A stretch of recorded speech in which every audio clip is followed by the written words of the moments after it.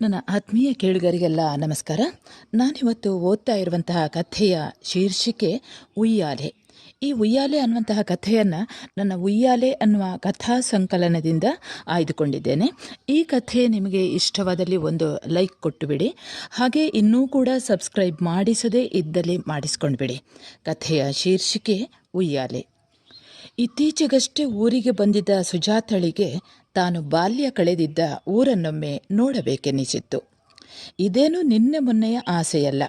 ಏನಾದರೂ ಮಾಡಿ ಊರನ್ನು, ಅದರಲ್ಲೂ ಕಮಲಮ್ಮನ ಉಯ್ಯಾಲೆಯನ್ನೊಮ್ಮೆ ನೋಡಿ ಬರಬೇಕು ಅಂದಾಗೆಲ್ಲ ಪತಿ ಮಹೇಶ್ ರೇಗಿಬಿಡುತ್ತಿದ್ದರು. ತನಗೆಂದೇ ವಿಶಾಲವಾದ ಹಾಲ್ನಲ್ಲಿ 50,000 ಖರ್ಚು ಮಾಡಿ ಉಯ್ಯಾಲೆ ತೂಗು ಹಾಕಿದ್ದರು. ಮೊಮ್ಮಗಳು ಖುಷಿ ಅಮೇರಿಕದಿಂದ ಬಂದಷ್ಟು ಸಲವೂ ಆ ಉಯ್ಯಾಲೆಯನ್ನು ಬಿಟ್ಟು ಕದಲುವವಳಲ್ಲ. ಅದರಲ್ಲೂ ಮನೋಧರ್ಮವನ್ನು ಅರಿತು ನಡೆಯುವ ಪತಿರಾಯ ಕೇಳಿದ್ದನ್ನೆಲ್ಲ ನಿಮಿಷದಲ್ಲೇ ತಂದುಕೊಡುವವರು. ಮಗನೂ ಅಷ್ಟೇ.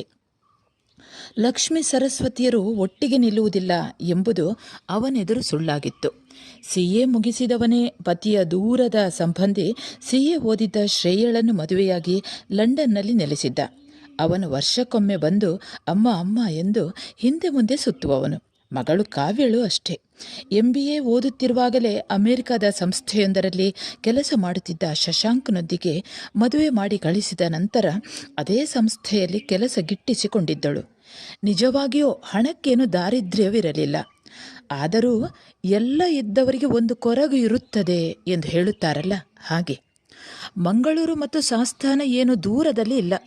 ಆದರೂ ಕಮಲಮ್ಮನ ಉಯ್ಯಾಲೆ ನೋಡಿಬಿಡಬೇಕು. ಈ ಬಾರಿ ಖಂಡಿತ ನೋಡಬೇಕು. ಏಕೆಂದರೆ ಫೋನ್ ಮಾಡುವಾಗಲೆಲ್ಲ ಮಗ ಲಂಡನ್ ನೋಡಲು ಯಾವಾಗ ಬರುತ್ತೀರಿ ಎಂದು ಕೇಳುತ್ತಲೇ ಇರುತ್ತಾನೆ. ಬರದಿದ್ದರೂ ಬೇಜಾರು ಮಾಡಿಕೊಳ್ಳುವವ. ಮಗಳು ಹಾಗೆ. ಅಲ್ಲಿಗೆಲ್ಲ ಹೋಗಿ ಬರುವ ಮೊದಲು ಕಮಲಮ್ಮನ ಮನೆಗೊಮ್ಮೆ ಹೋಗಿ ಬರಬೇಕು ಎಂದು ಸುಜಾತ ಹೊರಟಿದ್ದಳು. ಆಕೆಗೆ ಚಿನ್ನಕ್ಕೇನೂ ತೊಂದರೆ ಇಲ್ಲ. ಬೆಲೆ ಬಾಳುವ, ಆದರೆ ನೋಡಲು ಸರಳವಾಗಿರುವ ಸೀರೆ ಮತ್ತು ಆಭರಣವನ್ನೇ ಆಯ್ದುಕೊಂಡು ಧರಿಸಿದ್ದಳು. ಹವಾನಿಯಂತ್ರಿತ ಕಾರನ್ನು ರಮೇಶ್ ಚಲಾಯಿಸುತ್ತಿದ್ದ. ಕಾರು ಚಲಾಯಿಸಲು ತಿಳಿದಿದ್ದರೂ ದೂರ ಹೋಗುವಾಗಲೆಲ್ಲ ರಮೇಶನೇ ಜೊತೆಯಾಗುತ್ತಿದ್ದ. ಹೌದು, ಕಮಲಮ್ಮನ ಮನೆ ಸಮೀಪಿಸುತ್ತಿತ್ತು.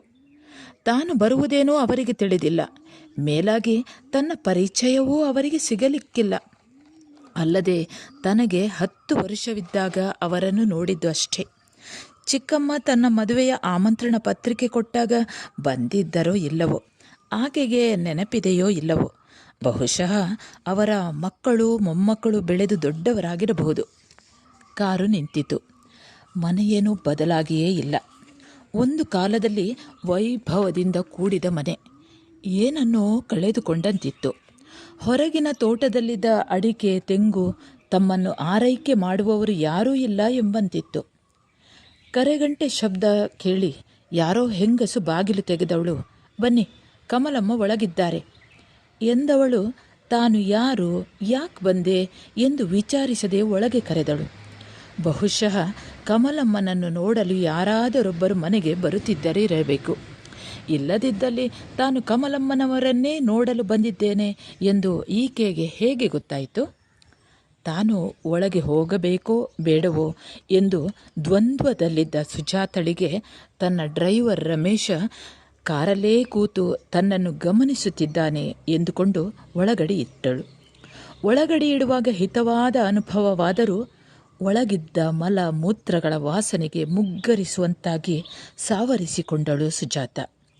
ಅಲ್ಲೇ ಪಡಸಾಲೆಗೆ ಹೊಂದಿಕೊಂಡಂತೆ ಎಡಬದಿಯಲ್ಲಿದ್ದ ಕೋಣೆಯಲ್ಲಿ ಜೀವಚ್ಛವದಂತೆ ಮಲಗಿದ್ದ ಕಮಲಮ್ಮನಿಗೆ ಯಾರು ಬಂದರೂ ಯಾರು ಹೋದರೂ ತಿಳಿಯುವುದಿಲ್ಲ. ಹೀಗಾಗಿ 10 ವರ್ಷ ಕಳೆಯಿತು ಎಂದು ಪಕ್ಕದಲ್ಲಿದ್ದ ಹೆಂಗಸು ಹೇಳಿದಳು. ಬಹುಶಃ ಆಕೆ ಮನೆ ಕೆಲಸದವಳಿರಬೇಕು. ಸುಜಾತ ಕಮಲಮ್ಮನನ್ನು ಒಮ್ಮೆ ಸರಿಯಾಗಿ ನೋಡಿದಳು. ಅಂದಿನ ಆ ಗಡಸುತನ, ಒರಟುತನ ಕೆಲಸದಾಳುಗಳ ಮೇಲೆ ತೋರಿಸುತ್ತಿದ್ದ, ಅದರಲ್ಲೂ ಹಿರಿಯರು ಕಿರಿಯರು ಎಂಬ ಭೇದ ಭಾವವಿಲ್ಲದೆ ತೋರಿಸುತ್ತಿದ್ದ ದರ್ಪ, ಗಂಡಾಳುಗಳಿಗೂ ವಾಚಾಮಗೋಚರ ಬೈಯುತ್ತಿದ್ದ ಆ ಹೆಂಗಸು ಈಕೆ ಹೌದೋ ಅಲ್ಲವೋ ಎಂಬಂತಿದ್ದ ಕಮಲಮ್ಮ ಮಾಡಿದ ಯಾವುದೋ ಕರ್ಮವೋ ಇಲ್ಲ ಪುಣ್ಯವೋ ಕಾಲ ಬೀಸುವ ಉರುಳಿಗೆ ಕತ್ತು ಒಡ್ಡಲೂ ಬಲವಿಲ್ಲದಂತೆ ಕೈಕಾಲುಗಳ ಸ್ವಾಧೀನವೇ ಇಲ್ಲದವಳಂತೆ ಬಿದ್ದುಕೊಂಡಿದ್ದಳು. ಒಂದು ಕ್ಷಣಕ್ಕೆ ಸುಜಾತಳಿಗೆ ಬಾಲ್ಯದ ನೆನಪೊಂದು ಹಾದು ಹೋಯಿತು. ಇಲ್ಲೊಂದು ಉಯ್ಯಾಲೆ ಇತ್ತಲ್ಲ, ಅದೆಲ್ಲಿ? ಸುಜಾತ ಸುತ್ತಲೂ ನೋಡುತ್ತಾ ಕೇಳಿದಳು. ಇಲ್ಲವ, ನಾನು ಈ ಮನೆಗೆ ಇವರನ್ನು ನೋಡಲು ಬಂದ ದಿನದಿಂದ ಆ ಮೂಲೆಯಲ್ಲೇ ಬಿದ್ದಿದೆ.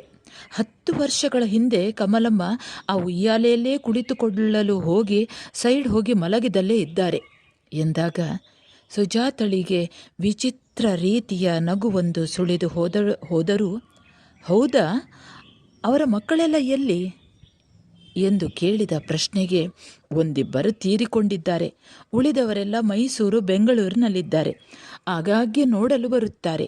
ಈಗ ಇವರನ್ನು ಕೊನೆಯ ಮಗನ ಮಗ ನೋಡಿಕೊಳ್ಳೋದಷ್ಟೇ. ಅದೂ ಕೂಡ ಅವರ ಹೆಂಡತಿ ಇವರಿಂದ ಬರುವ ಹೊಲಸು ತಡೆಯಲಾರದೆ ಗಂಡನ ಹತ್ತಿರ ಜಗಳ ಮಾಡಿ ಚಿಕ್ಕ ಮಕ್ಕಳನ್ನು ಕರೆದುಕೊಂಡು ತಾಯಿ ಮನೆಗೆ ಹೋಗಿದ್ದಾರೆ. ನನಗೆ ಇವರನ್ನು ನೋಡಿಕೊಳ್ಳಲು ತಿಂಗಳಿಗೆ 20,000 ರೂಪಾಯಿ ಕೊಡುತ್ತಾರೆ. ಇವರನ್ನು ನೋಡಿಕೊಂಡು ಇಲ್ಲೇ ಇರೋದು. ಅದೂ ಮೊನ್ನೆ ಒಬ್ಬ ಡಾಕ್ಟ್ರು ಬಂದಿದ್ದರು. ಇಂತಹ ಸ್ಥಿತಿಯ ರೋಗಿಗಳು ವರ್ಷಾನುಗಟ್ಟಲೆ ನರಳುವುದುಂಟು. ಇವರ ಸಾವು ಯಾವಾಗ ಬರುತ್ತದೆ ಎಂದು ಹೇಳಲಾಗುವುದಿಲ್ಲ. ಅದೇ ದಿನ ಇವರ ಮೊಮ್ಮಗನ ಹೆಂಡತಿ ಮನೆ ಬಿಟ್ಟು ಹೋದದ್ದು. ನನಗೂ ಸಾಕಾಗಿ ಹೋಯಿತು. ಸ್ವಚ್ಛ ಮಾಡಿದಷ್ಟು ಮಲಮೂತ್ರ ಹೋಗುತ್ತಾ ಇರುತ್ತದೆ. ಅದು ಚೂರು ಕಣ್ಣು ತಪ್ಪಿದರೂ ಮಲವೆಲ್ಲ ತಲೆಯಲ್ಲಿರುತ್ತದೆ.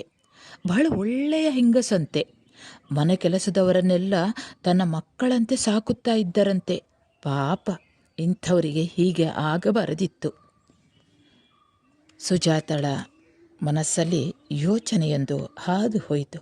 ಹೌದಾ, ತಾನು ಚಿಕ್ಕವಳಿದ್ದಾಗ ಚಿಕ್ಕಮ್ಮ ಮನೆ ಕೆಲಸ ಮಾಡಲು ಕರೆದುಕೊಂಡು ಬರುತ್ತಿದ್ದದ್ದು, ಚಿಕ್ಕಮ್ಮನಿಗೆ ಒಂದು ನಿಮಿಷ ಉಸಿರಾಡಲು ಅವಕಾಶವಿಲ್ಲದಂತೆ ಕೆಲಸ ನೀಡುತ್ತಿದ್ದದ್ದು, ಗದ್ದೆಯಲ್ಲಿ ಕೆಲಸ ಮಾಡಲು ಬರುತ್ತಿದ್ದ ಹೆಣ್ಣಾಳುಗಳಿಗೆ ಪಡಿ ನೀಡದೆ ಸತಾಯಿಸುತ್ತಿದ್ದದ್ದು, ಯಾರದೋ ದನವೊಂದು ಬೇಲಿ ದಾಟಿ ಬಂದು ಹೂವಿನ ಗಿಡಗಳನ್ನು ತಿನ್ನತೊಡಗಿದಾಗ ಇದೇ ಕಮಲಮ್ಮ ಅದರ ಬೆನ್ನಿಗೆ ಕತ್ತಿಯಿಂದ ಕಡಿದದ್ದು, ಅಡುಗೆ ಕೋಣೆಯಲ್ಲಿ ಹಾಲನ್ನು ಕದ್ದು ಕುಡಿದ ಬೆಕ್ಕು ಹೆಣವಾದದ್ದು, ಹಿರಿಯ ಮಗನ ಹೆಂಡತಿಯ ಕುತ್ತಿಗೆಗೆ ಕೈ ಹಾಕಿ ದೂಡಿದ ರಭಸಕ್ಕೆ ಆಕೆ ಬಿದ್ದವಳು ಮತ್ತೆ ಏಳದೆ ಹೋದದ್ದು, ಹಿಂದಿನ ದಿನದ ತಂಗಳನ್ನವನ್ನೇ ತೋಟದ ಕೆಲಸದ ಆಳುಗಳಿಗೆ ನೀಡಿದ್ದು, ಹೀಗೆ ಅಜ್ಜಿ ಮತ್ತು ಚಿಕ್ಕಮ್ಮನ ಬಾಯಿಂದ ಬರುತ್ತಿದ್ದ ಕಮಲಮ್ಮನ ದೌರ್ಜನ್ಯಗಳು ಒಂದೇ ಎರಡೇ. ಹೌದು, ಒಂದು ದಿನ ಕಮಲಮ್ಮ ಕುಳಿತುಕೊಳ್ಳುತ್ತಿದ್ದ ಆ ಉಯ್ಯಾಲೆಯಂಥದ್ದು ಬೇಕೇ ಬೇಕು ಎಂದು ಸುಜಾತ ಆಸೆಯಿಂದ ಬಡತನದ ಅರಿವಿಲ್ಲದೆ ಹಠ ಹಿಡಿದ ತಾನು ಅದರಲ್ಲೂ ಅಮ್ಮನಿಲ್ಲದ ತನ್ನನ್ನು ಅಜ್ಜಿ ತನ್ನದೇ ಸೀರೆಯನ್ನು ಉಯ್ಯಾಲೆ ಎಂದು ತೂಗಿದ್ದು. ಹೌದು, ಒಮ್ಮೆ ಆ ಕಮಲಮ್ಮನ ಮನೆಯನ್ನು ಚಿಕ್ಕಮ್ಮ ಒರೆಸುತ್ತಿದ್ದ ಸಂದರ್ಭದಲ್ಲಿ ಯಾರೂ ಇಲ್ಲದೆ ಇರುವುದನ್ನು ಗಮನಿಸಿ ಓಡಿ ಆ ಉಯ್ಯಾಲೆಯಲ್ಲಿ ಕುಳಿತುಕೊಂಡಾಗ ಎಲ್ಲಿಯೋ ಇದ್ದ ಕಮಲಮ್ಮ ಓಡಿ ಬಂದು ತನ್ನ ಕೈ ಹಿಡಿದು ದೂಡಿದ ರಭಸಕ್ಕೆ ಕೈ ಮುರಿದು 1 ವಾರ ಸರಕಾರಿ ಆಸ್ಪತ್ರೆಯಲ್ಲಿದ್ದದ್ದು. ಅಜ್ಜಿ ಏನೋ ಆಣೆ ಭಾಷೆ ಹಾಕಿದ್ದು, ಚಿಕ್ಕಮ್ಮನನ್ನು ಅವರ ಮನೆ ಕೆಲಸ ಬಿಡಿಸಿದ್ದು, ನಂತರ ಆ ಊರನ್ನು ಬಿಟ್ಟು ಮಂಗಳೂರು ಸೇರಿ ಕಷ್ಟದಿಂದ ಬೆಳೆಸಿ ತನ್ನನ್ನು ಮದುವೆ ಮಾಡಿ ಕಳಿಸಿದ್ದು. ಹೀಗೆ ಏನೇನೋ ಸ್ಮೃತಿ ಪಟಲದಿಂದ ಬರತೊಡಗಿದಾಗ ಮೌನವಾಗಿ ಅಲ್ಲಿಂದ ಹೊರಟ ಸುಜಾತ ಕಾರು ಹತ್ತಿ ಕುಳಿತಳು. ಇಲ್ಲಿಗೆ ಕಥೆ ಮುಗಿಯಿತು. ಹೇಗಿತ್ತು ಕಮೆಂಟ್ಸ್ ಮಾಡ್ತೀರಲ್ಲ. ಮತ್ತೆ ಇನ್ನೊಂದು ಕಥೆಯೊಂದಿಗೆ ನಾಳೆ ನಿಮ್ಮನ್ನು ಭೇಟಿಯಾಗ್ತೇನೆ. ಅಲ್ಲಿಯವರೆಗೆ ನಮಸ್ಕಾರ.